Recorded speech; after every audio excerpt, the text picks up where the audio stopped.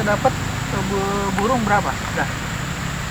Kalau sebanyaknya apa seminim-minim Ya rata-rata lah sekitar 20-30-an lah. 20-30 ekor Iya. dapat burung ya. Iya. Tapi macam-macam. Oh jenisnya macam-macam.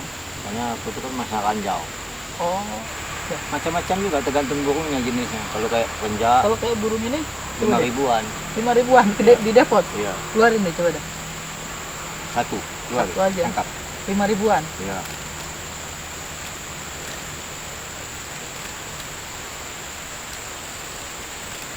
Namanya renjak. Oh, burung perenjak. Ya, renjak air. Oh. Renjak awak. Oh ini kalau di depot dijual 5.000 satu. 5.000. Oh kalau Ada. ada yang mati. Ya. Oh suka ada mati Kalau juga. yang jenis kayak gini, Hah? kalau dapat 10 tuh untung-untung hidup kalau nggak kita oper cepat.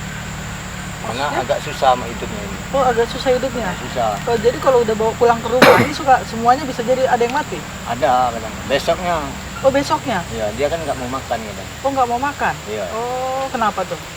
Ya, dia kan dari ini kan stres dia. Oh Kadang stres. kan dia nggak tahu di dalam ini ada air, ada makanan. Oh. Jadi dia